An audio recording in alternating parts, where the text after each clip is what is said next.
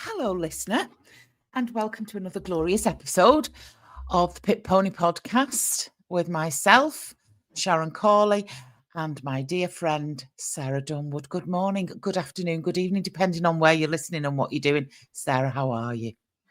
I'll be better once I've had this. Well, I know, because just to put some context, it's 9 o'clock on a Friday morning, Friday the 7th of November, because we're just cramming a few in because I'm going away tomorrow, aren't I? I'm leaving you for a week. Deserting me. Mortally wounded. Correct. Mortally wounded. I am off on a business / spiritual retreat to Morocco. So I'm going to be living my best, and you are going to be all on your own. So we decided to do a couple of special episodes before I left, so you can play it in my absence, Sarah. Right. Okay. All right. Okay. Yeah. But right. what I am also going to be doing when I get back, I've not shared this with you yet. We are rambling already because it's Friday morning. I have been listening recently to the podcasts, and I'm not happy with my accent at all. So I've got a plan, right? I'm going to phase in over the next couple of episodes a little bit posher. So you might notice every now and then I suddenly default a little bit more along these lines. And by episode 110, all of this should be gone. All right. So that's my plan with that. Why? Honestly, it's jarring on me. It's really, really jarring now.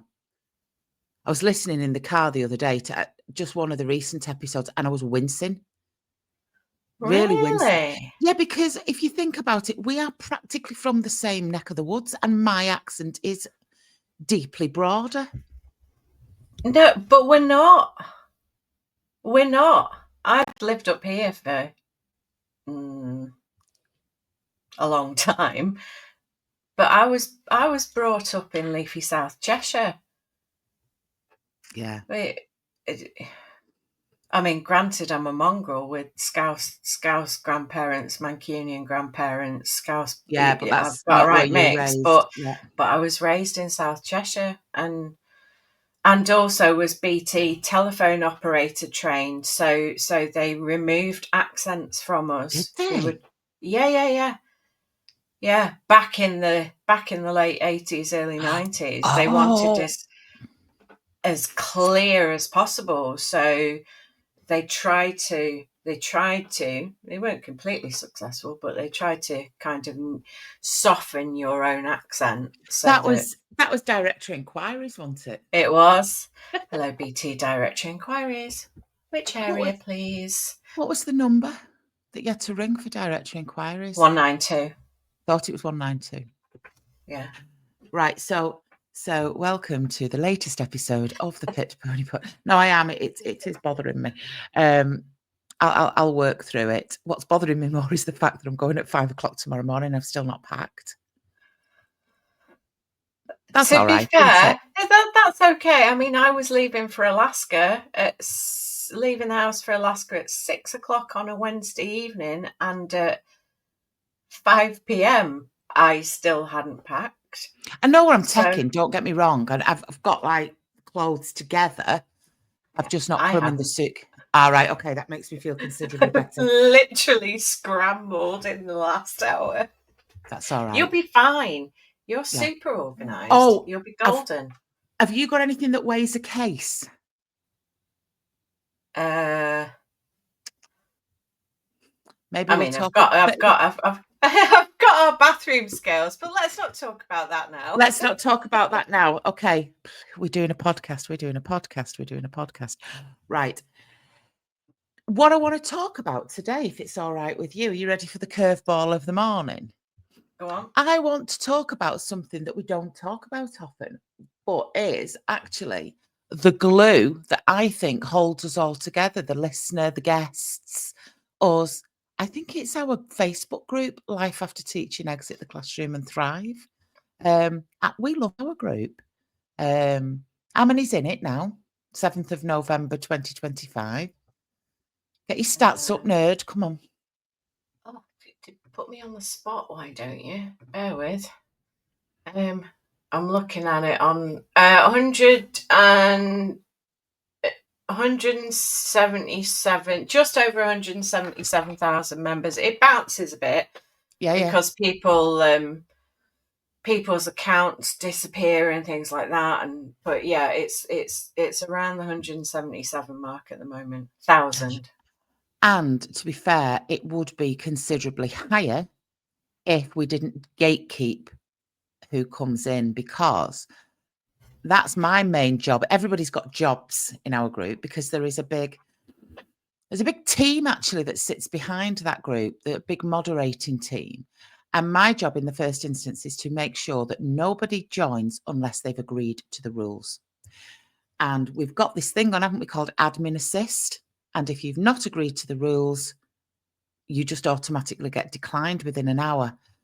And I think if we didn't have that on, we'd probably have 250,000 members now. Yeah, me too. But I think what's happened as well, from a group membership point of view, I think groups on Facebook get to a certain tipping point in terms of size, and then they become hugely attractive for what people refer to as bots. In some cases they are, or fake accounts that are in there to spam, and that's we've got you do a number of checks and measures before people come in. But what we can't do, because we haven't got the capacity, but we all work, or we've all got other things going on. And in terms of a moderation group, for the size of the group that we are, it's actually a small moderation team in real terms. So we can't go and check. We have not got the time. That would be a full-time job to go and check the profile of every single person who joins. But there's a number of checks and measures that stops them. But people get through. So we have daily probably about 10 of these ones that have started popping up with financial kind of phishing. I thought you went financial, and I thought bullshit was going to come out your mouth. It was. And then I checked myself, and you said it for me. So yeah, the group membership's interesting because it's been fairly consistent in terms of breakdown from the start. Okay. We're currently at 89% female, 11% male. That's according to what people have declared on their own profile. So I'm not deliberately missing any groups out. But in terms of what people have self-declared on their own personal profiles, and it's never really fluctuated far away from that. The men are underrepresented in terms of their relative proportion compared to the proportion of men in teaching. I think it's currently in the teaching population at the last census, it was 76% female, 24% male. So men are massively underrepresented in our group, which probably needs an exploration, to be quite honest. But I think I know why. Might just not do social media. They might just not do Facebook. Facebook might be more of a woman's thing than a fella's thing. So it's the platform and the medium on which they're expected to join the group is the barrier, because they don't do it. I also think it is not. Well, I've only got my own husband to go on, and to be fair, when he's on Facebook, he's doom scrolling and looking for funny memes rather than anything that might be helpful to him. So yeah, the group membership's interesting in that regard, and it's interesting in terms of where group members are. So it is a UK group. It absolutely is a UK group. It's currently at the moment 85% of the membership is based in the UK. The next biggest proportion is in the US, then Australia, and then scattered around the world. And I think a lot of the scattering is expats who are over in different countries. And what I see in terms of the posts is that actually there's a lot of commonality between the problems here as there are in the US and Australia and elsewhere. Yeah, other places. Other places. I think what's that's nice. It's nice to get a flavour of what the group is, and the size of the group obviously is really significant. And what happens is we have a separate messenger group. So Facebook Messenger group, the LAT chat, the Life After Teaching chat, and in there that chat on our Facebook Messenger is very, very active, because even though we're a small group, we are discussing so many things about that group, about those posts, because what happens is, in order to submit a post, and believe me, being able to do it anonymously has made such a difference to people. The amount of people who used to message me and you would say, "Can you post on my behalf, please?" And we'd have to say, "I'm sorry, no," because we get all the notifications as if we are the poster. I'm not then acting as the conduit between you and people who want. I can't do it. And then they opened up the option to post anonymously. And some people have a glitch and they can't. And then they'll message me and say, "Am I doing something wrong?" It's normally a Facebook issue, and you just have to either it's not been rolled out to every user on Facebook. Right. So as with everything, I can't post anonymously in groups. I've not been given permission to do it. And sometimes my ability to post anonymously in our group, not that I ever have done, but sometimes it disappears. When Facebook roll out a new feature, it goes through a testing process, and then it has to roll out, and then they find that there's problems, then they take it off. We've just had a notification today that literally about 5 minutes ago, that nicknames are no longer a thing that is available in our group. They've been available for a while. You know, where somebody gets like Smashing Pumpkin 1973.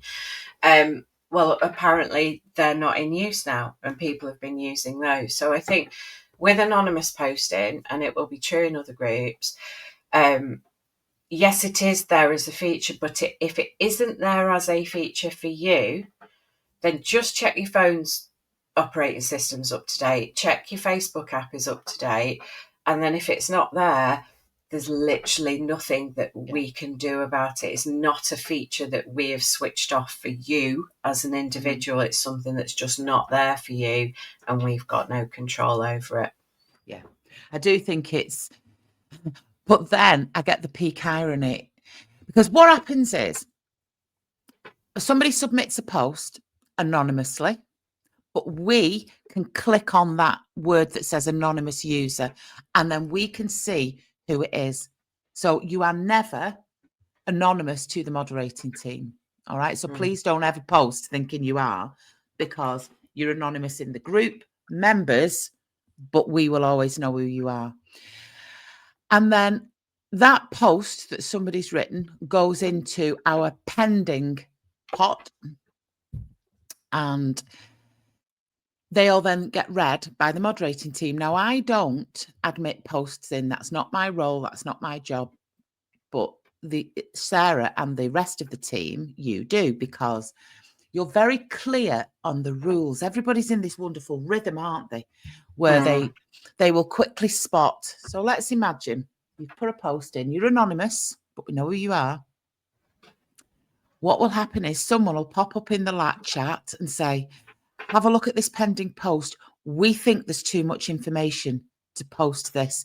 Should I decline it and message the member and tell them to take this information out?"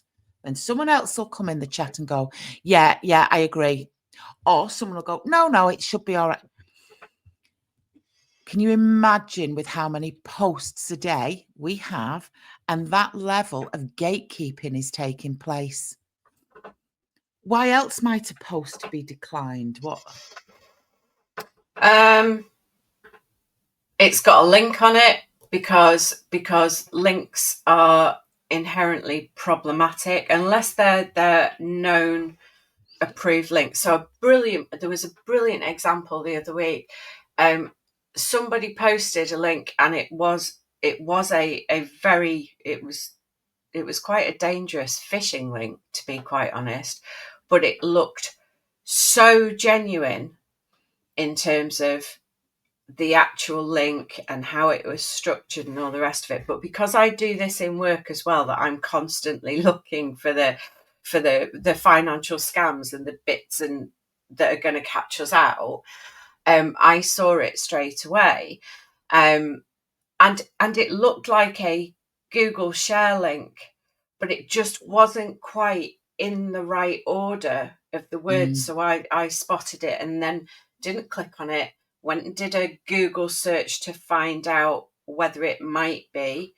And that took about 15 minutes of my time to get to the point of, without compromising my own device and doing that sort of thing.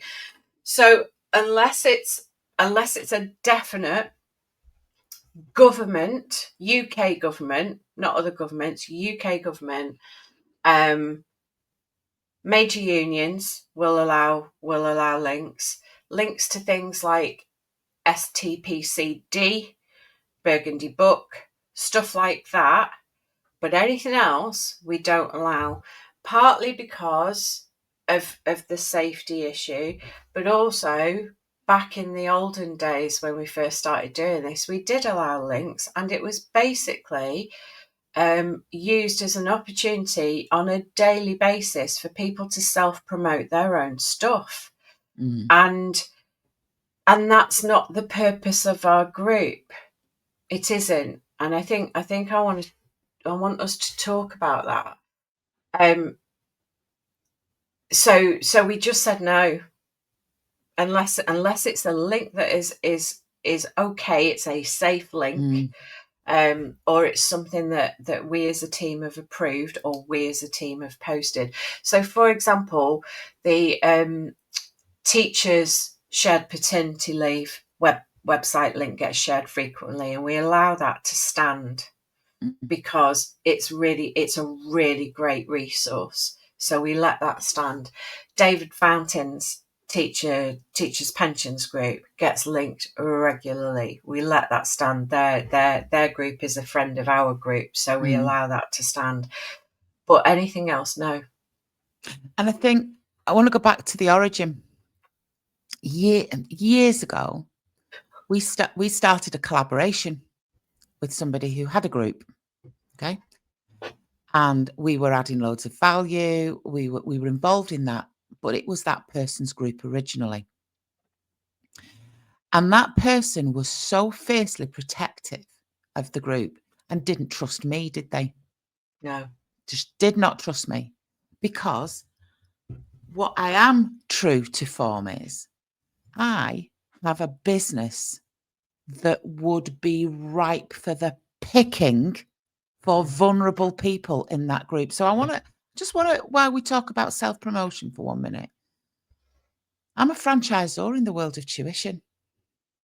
My ideal client is an ex-teacher looking to or coming out of the classroom.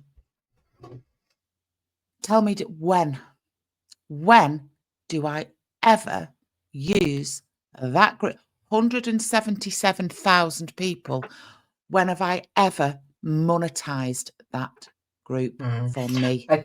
I think that's really important. So we have the Flog It Friday thread. So if I just may, sorry, Sarah, because I'm just a bit bandwagoning at the moment with this. Yeah. So I then get the messages of people who've had their promotion declined. Can I just ask why you've removed my comment? You mean the comment where you were clearly directing people to your business? Well, my business could really help somebody. Okay. Let me just explain this. Myself, Sarah Dunwood, and one of our other moderators are in our business, and we have never, ever crossed the line. Can you imagine those hundreds and hundreds of thousands of phone calls I've had with vulnerable members? And guess what I've never done? Yeah. Do you know what you know what your solution might be? You know, are you really unhappy in the classroom? Why don't you come into business with me and we'll build a tuition business together? So I get really cross when people who don't contribute anything at all, no advice, no value, they're up like a lark on a Friday to post in the one area we do let people self-promote. And ironically, we just put one post from Connexus on there anyway. But we have managed to keep that group safe from people who are told on courses to go in, that they are safe on courses. They're told on courses to infiltrate groups like ours and promote their stuff. Okay. I don't do it. So I'm damned if I'm going to let anybody inveigle themselves into the group and start flogging their stuff to sitting ducks. It's as simple as that. I completely agree. And interesting, you can sometimes see a pattern as well. So and it's one extreme or the other. There isn't a middle ground with this. You either get somebody who comes in and straight away they're weaving through comments and on lots of different posts, and they're doing what we refer to as phishing comments. Yeah. In terms of you can message me, I experienced this, I've got a side hustle, if you want to find out more. The phrase side hustle is an alert. It is an alert because it's really commonly used by multi-level marketing, and you might be doing multi-level marketing and that's absolutely okay, and there's a lot of people who do stuff like that and it makes them some nice money on the side, and they are working with companies that are ethical and all the rest of it. But I have to say there are a lot of very unethical multi-level marketing, and that's why we have the stance we have. When we've not got the time or the capacity to figure out whether you're ethical or not. It is a one size fits all blanket. No, if it's MLM, no, it's not for our group. Go on. And rightly so, because at the end of the day, what's happening is people trust our group, they trust us, and they think if we are allowing that in the group, therefore we are endorsing what's going on. Correct. And the same applies to coaching and therapists. With the greatest of respect, any man and his dog can pop up and call themselves a therapist. It is a completely unregulated service provision in the UK. Now, I know you have to have qualifications to call yourself a therapist. Ethically, no, you don't. Psychologist. But it is a murky and unregulated world. So again, shooting fish in the barrel, life coaches, therapists, transformation, whatever people, could be direct messaging our vulnerable people. So we do. And it's, you know me, it's always about the balance. We know some exceptional people who have moved into that world. We've also benefited from some exceptional people, but we also know that there are a lot of people masquerading as that, who actually end up doing more harm than good. And 100%. And we've had direct and indirect experience of that. So for me, it is about keeping the group safe, and going back to that, you're either going to get the newbies who come in and just immediately start spamming, and they never last more than 24 hours because we spot them and we generally get them out. Or you have somebody who's been in the group for 3.5 years, but then has suddenly been pulled into that sort of world, some MLM. I'm going to give an example. It's not true of all of them, but there are a number of independent travel agent MLMs, and they are brutal in terms of the expectations about coming into places like this and looking for people who might be primed for the picking.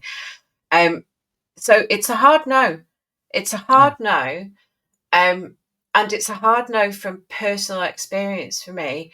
I was preyed upon when I came out of school by a number of different people who were sat in MLMs who it was relentless. Fundamentally. Now would be a really good time. I like literally on my backside on the sofa, taking antidepressants, desperate, and getting messages going, "No, now would be a really good time for you to think about investing in this." Yeah. So no. And here's the peak irony. I'm speaking to people who I know in the right frame of mind would be brilliant as franchisees for me, but I never ever mention it. In fact, I know that there have been people who I have spoken to who I have specifically said, I am not going to engage you as a franchisee until you have at least 6 months gap behind where you are now. And he won't mind me shouting him out. It's Kevin Wren. Kevin Wren's one of our best franchisees who I met through Life After Teaching when he wasn't in a great place. And he's like, I'd be really interested. Sharon, I'm like, you are coming nowhere near me until there is and I sent him off and helped him set up his own tuition business to begin with in the first place. And only when I could see what it was. So then to know that the multi-level marketeers, the MLM business structure, which is very, very different to franchising. I mean, Christ, the sponsor of our podcast, Jane James, is a franchisor in the same space as me. I do collaboration, not competition. I can't do anything but. And I certainly wouldn't monetize a Facebook group for my own needs at the expense of people who I've set up and said I'm going to help. It's just not who I am. I don't need to do it more than anything. I think that's the main thing. Now, if you've got this multi-level marketing structure going on, let me just, for the great unwashed, explain what that means in the world of business. If you have bought a product, multi-level marketing, in the main, you buy a product. So let's assume my product is the ballpoint pen. Okay, it's a brilliant ballpoint pen. And normally in multi-level marketing, it's different than any other ballpoint pen you can ever have. All right, because it writes upside down. So my product is a ballpoint pen. Life-changing. I have invested in a load of ballpoint pens because the majority of my money from the multi-level marketing partnership that I have involves buying a ton of their stock. Okay, that's their first income stream from me. I have to buy the pens. Then when I sell their pens, they then take a commission on the pens I'm selling. Okay, but here's where I can really make my money. I can build a team of pen sellers around me who are my pipeline. So I then recruit, because I'm selling all of these pens and it's brilliant. I recruit my friend and I tell her about all the amazing opportunities, because if I want to go up the ladder in this company and become a diamond seller, I've got to recruit a team of 5 people around me who are also selling these pens. Okay. And when my team sell the pens, I make a commission from the pens that they've sold. And then the commission goes, oh, can you see the shape I'm building here in my head? A 3-sided shape. And basically, it starts to become a sales funnel from the bottom. And then the latest member of my team can recruit their team, and all the commission gets paid up to the top. It's your upline. It's your upline. And then what happens is we have a position where no bugger wants to buy a pen because everybody's got one. The garages are filled with stocks of these pens. the company at the top sitting pretty, but it is the people who are recruited around, they are the vulnerable ones. But what the people at the top will say is, work out who your ideal client is who's looking for a side hustle. So it might be somebody like a teacher or a nurse or a single parent or somebody who's on maternity leave. So join Mumsnet type groups, join teaching groups. And they join, they pop up, and they suddenly start to message and put in the comments, have you ever thought about my great opportunity as a side hustle for the pen company I work for? And then, here's the peak irony, they've been so brainwashed by the pen company that they genuinely don't see it as a problem. They say it's a great opportunity, that we are robbing people. Oh, I've ended up toe-to-toe in messages. Do you remember? You're affecting my mental health because you're telling me I'm trying to scam people. No, I'm just saying you can't post your shit in my group. Jeans and trainers. And you know, there's a sign on the door that says we don't accept jeans and trainers. And you're now arguing with me that you want to come in your jeans and your trainers. Go somewhere else. Yeah. And I think that's it for me.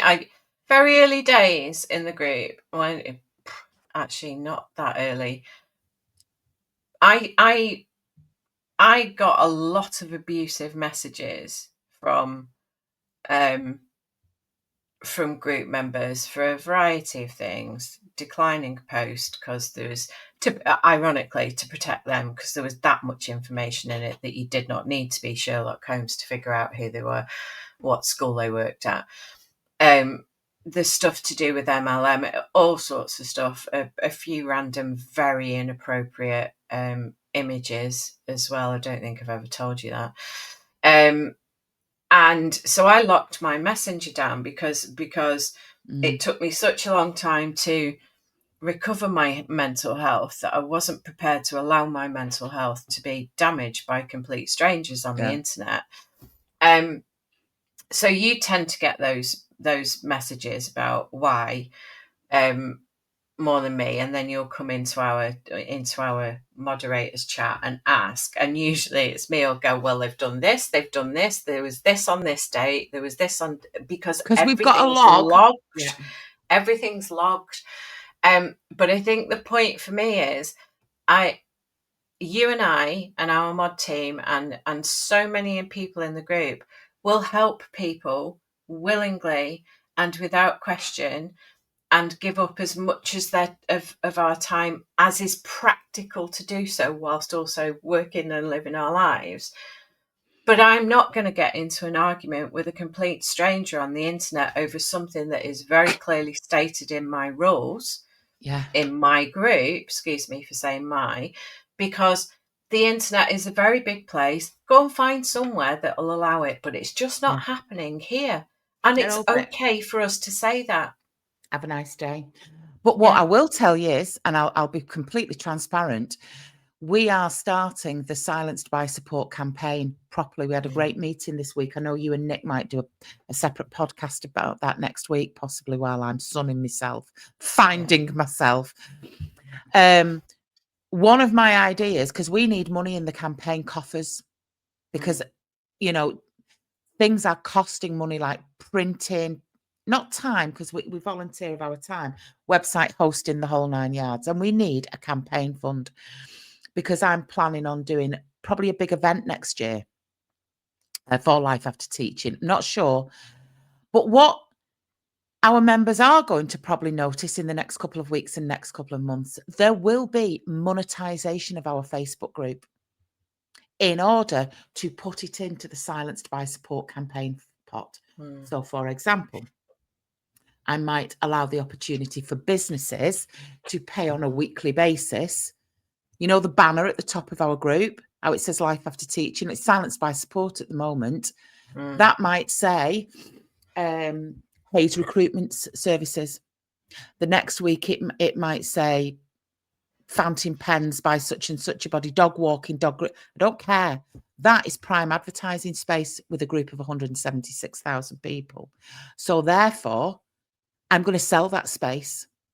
I am going to sell that space because it is going into a pot of money to support teachers. Opportunities for sponsoring the Pit Pony podcast. I mean, we do have a couple of sponsors, low level, who are great friends of ours who've helped us out when we've needed it. But this podcast costs us money ourselves, and it will become our vehicle for delivering the message for Silenced by Support. So do you know what, kids? You are going to see some monetization of our Facebook group, networking events that we charge ticket prices for and we make a profit on to go into the funds. There are going to be just giving pages and crowdfunding pages popping up all over the place. So it might start to feel a bit unsavoury in the next couple of months that every time you see me, I'm asking for money. But I'm not asking for money for the kids' Christmas clothes. I'm asking for money to start a national campaign and support teachers who are absolutely at the end of their careers as a result of the misuse of support plans. So that's a bit of a breaking news that, you know, we are going to change the nature of the group in that respect, but it won't be to line our pockets. Yeah, and right, I'm just going to reframe that slightly. You're not changing the nature of the group. You're not. I mean, where monetization is concerned, it's going to feel different. Even that we are. So the group, for context, on any given day can have between 100 and 200 posts on the timeline, depending on what time of the year it is, how busy it is, whether it's coming up to a resignation day. Not every group member sees every one of those 200 or 100 posts. And posts drop down the timeline so quickly. So Silenced by Support, as the example, when I went out originally for testimony from people, which is the correct term, it is the testimony of their experience. When I went out for testimony, in the first few days, we had a handful of submissions, and we had to keep posting it a couple of times a day, and then a couple of other group members also started posting it and started being a bit harsher than I'm prepared to be in terms of people, you're always complaining about this. Now that they want to do something about it and you're not contributing, I'm always a bit, that's not me. But the number of people who said on those posts, oh, this is the first time I've seen it, and it had been on heavy rotation for 2 weeks. So I think, yes, some people will sense that there is a shift, and it's a shift for the right reason. We've gone out and had conversations with a number of group members about, what do you think about this? Do you think this is reasonable? We had a meeting on Tuesday night that Nick and I will talk about, where a significant number of people said, we would be happy to, let's ask in the group. So it's just, I don't think it's suddenly going to feel like the group is being, we might feel like we are, but I don't think group members are going to feel like they are. But ultimately, that thing about that is still, we are not selling anything as such. And if we are selling something, an event, there might be a Pit Pony Live recording. But the money from that, after the costs have been paid, will be going into the campaign pot. Nick and I have already spent a reasonable amount of money, Nick more so than me, on getting the reports printed. Nick pays for all the postage. Nick is doing X, Y, and Z. If the campaign's going to work, it has to have money behind it. Oh yeah, well, you know, I've already got a small team who volunteered to work with me, and we are going to spearhead that. And what I'm going to do now is I'm going to have the last piece I want to talk about where our group's concerned, because our visitors have already arrived at head office.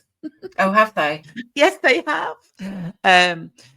So, because we do work in between all of this, yes, you know, and there's only so many hours in the day we've got to walk into the village to go to Sexton's Bakery, and some days we only get there once. And that's all I'll say. True.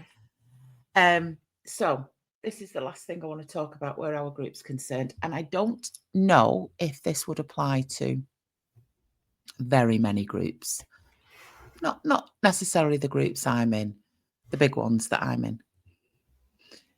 Whatever you want to say about our groups, Flog It Friday, the campaign, the monetization, MLMs, people who recognize each other in groups, people when I walk into schools as part of my day-to-day business suddenly avert the gaze because they think I'm going to recognize them as a group member and they've not told people in the staff room.